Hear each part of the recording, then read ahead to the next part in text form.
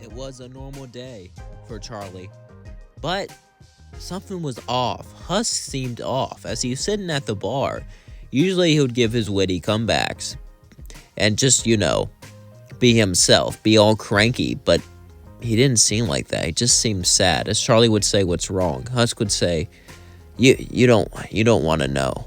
You don't want to hear about my problem." Charlie would say, "I do." As Husk would sigh and say, "All right." As Charlie would sit down, she was prepared to listen. She was prepared to listen to Husk's problem. She was prepared to help Husk. As then Husk would explain his situation, as he would tell Charlie that he was owned by the radio demon, and that he wanted to be free. As Charlie would say, "I'll tell him." As in Husk said, "Charlie, you're going to get hurt. Please, forget about it." As Charlie was shocked, Husk cared about her more than himself. That was truly selfless. As Charlie would smile and say, "Don't worry, I got a plan." As then Charlie would go over to Vaggie. Vaggie would look at Charlie as Vaggie was concerned. Charlie and Vaggie would look at each other as Vaggie said, "What's wrong, Charlie?" Charlie would then sigh and say, "Listen, I think that something's wrong with Husk. And, well, I need to help him." Vaggie would say, "Is that so? Well, how so?" "The radio demon owns his soul." Vaggie would say, "The radio demon? Charlie, we can't. Please, Vaggie, please." Vaggie would say, "I'm sorry, we can't do this. Radio demon's too strong. You and your dad can handle him, but you haven't really fought before, and this can mess up the hotel." "I mean, I want to," but Charlie would say, "Please." Vaggie would say, "All right, let's do it. But we need to come up with a plan together." Charlie would say, "I'll ask him nicely." Vaggie would say, "No. Charlie, I love you. I really do. But you can't just ask him nicely. He's the radio demon, and he owns Alastor's soul for a reason. I'm sure he won't give it up." Charlie would... As Vaggie would go with Charlie, Charlie would walk up to the radio demon. As Alastor would look at them both. "So, what do you want?" Charlie would say, "Can you free Husk?" Alastor would get up and say no. Charlie would say, "Please, we can make a deal." Alastor would say, "A deal? Really?" Vaggie would say, "Don't you dare take her soul." Relax, relax, relax. I'm not going to take her soul. I have a much better deal." As Alastor would walk up to Charlie, he would say, "Well, you see, if you make me a deal, I'll protect you. I'll give up Husk and his soul, but in exchange, I want you to do me a little favor. It won't hurt anyone, just a little favor to help me out. For the both of us. You help me out, I help you out." Charlie would think about this as she would look at him. Vaggie would say, "You can't be serious." As Charlie would say, "All right, deal." As they shook hands, suddenly, Charlie would free Husk's soul. As then Alastor would say, "Oh, by the way, angels can be hurt." "What?" "Yeah, by angelic weapons. I learned that.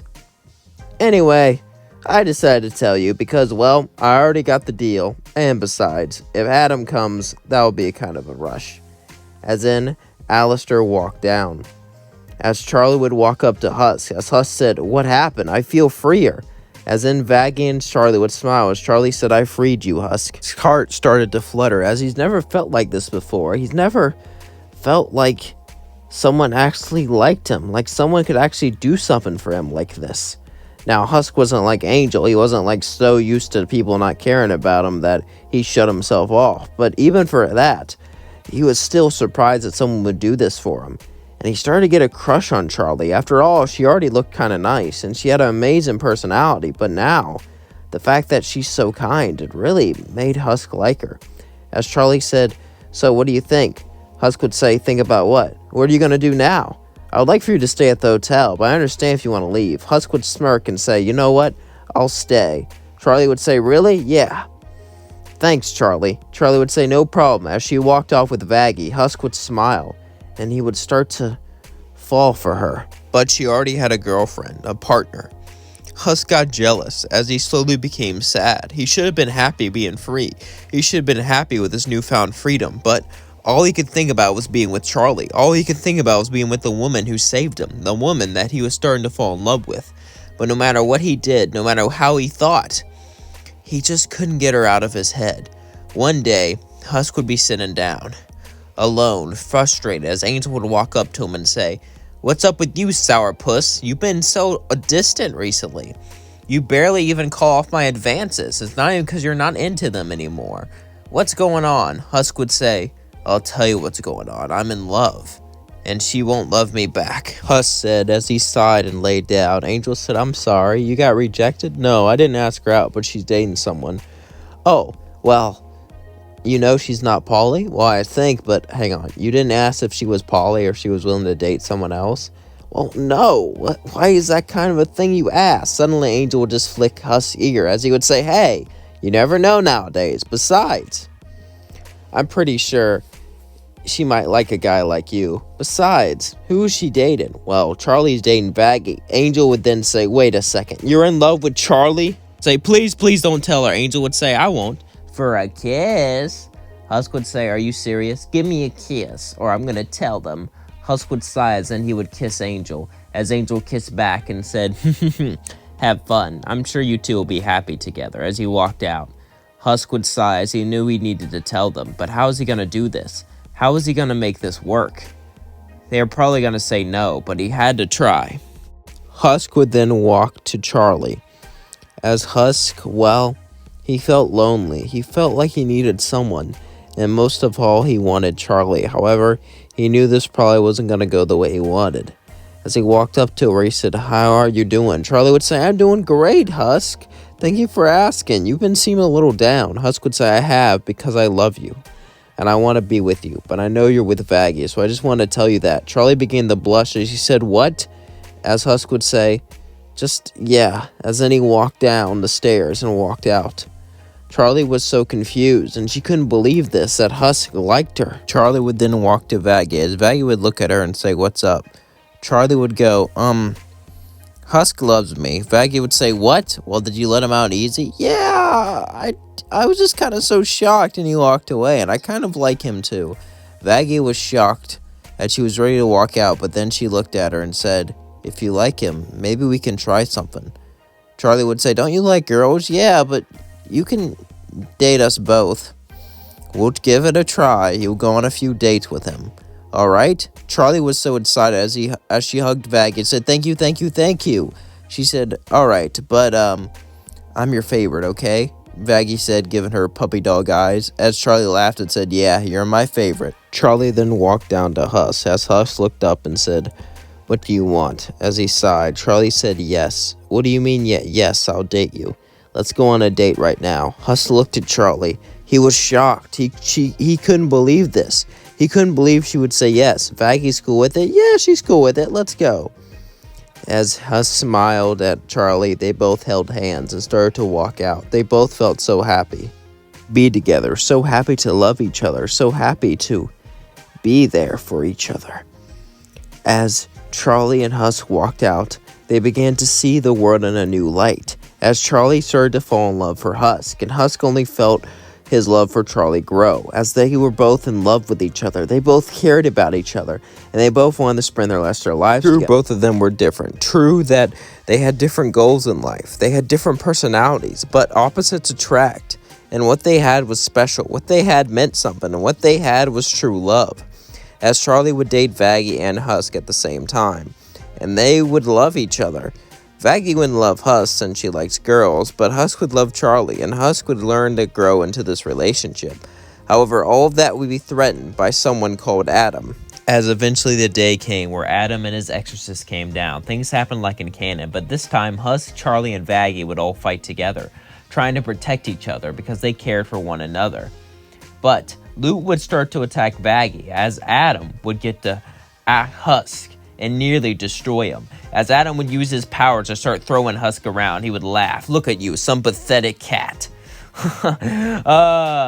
Looks like your life will be snuffed out like the pathetic and miserable person you are. As Husk said, I'm not pathetic and I'm not miserable. I have someone I loved. Husk would say proudly, as Adam would say boring, but suddenly Charlie would see this. Charlie would see the love of her life about to be destroyed. Something inside of her, something deep inside of her snapped. As she began to yell, the entire ground shook. As her eyes turned red, she flew at Adam and said, no one touched my Husk. As then she punched him, sending him flying, and she began to hit him with everything she had, and even managed to injure Adam. However, she would run out of steam, as Adam would laugh. Do you really think that would be enough to stop me? I'll admit you hurt me, but that's not enough. Suddenly, Lucifer would come in, and everything would continue like it's canon. But after the battle, Vaggie, Charlie, and Husk were all happy because they got to be with the person they loved. They got to be happy. They got to continue with what they want to do, and they got to continue to live their life under the guidance of love and happiness. And that's going to leave things off. Don't forget to like, comment, and subscribe. Let me know what you thought of this video down in the comments below. And let me know what kind of ships you have, because I know I love to ship people. I know you love to ship people.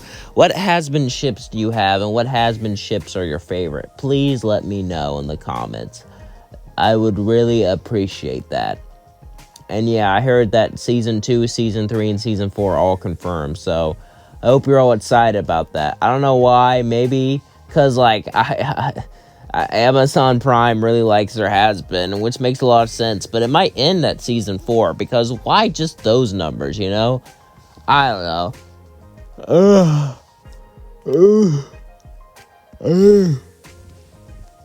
Sorry, yawn there. I mean, I don't know where else they can go now, since, you know, Adam's defeated. They're going to focus on the V's. I guess they can focus on their own villains and stuff. But unless they have a crossover with Hell of a Boss, I don't know how long this series could last. I don't know how long the show would last. But hey, that's just me. Maybe I'm being pessimistic. But they did a lot in 8 episodes. And if they get multiple episodes per season and they cover the same amount of ground, I don't think there could be a lot of seasons, in my opinion. Unless they really build things up. Then again, maybe they'll focus on people who are outside the hotel. Maybe they'll build up some character development. I'm sure they will, but I don't know how well they'll do that. I don't know how well they'll have characters. Maybe we'll have our own episodes for Camilla Carmine, our own episodes for Vox, our own episodes for Val, and our own unique episodes for every single character. And Nifty, we really don't know her backstory, so a Nifty episode could be interesting. I think like all those things could really work and really flesh out the show.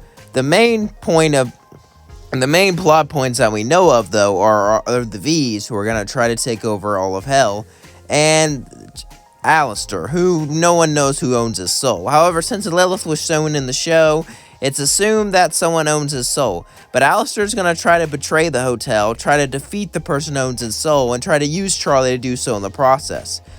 Also, the biggest thing that supports that is that, you know, he made a deal with Charlie. And why would he make a deal with Charlie to get his soul back if she can't hurt someone? Unless it was his mother. Because if it was her mother, you know, maybe he could, you know, ask a favor to help use her do something. Because if she can't fight someone, then having someone related family-wise could actually work well, because, you know, could convince someone. But that's just my theories. If you have any theories about how the show's gonna go, let me know in the comments below. Love you all. Thank you so much for supporting me. Thank you so much for watching my content. Peace out.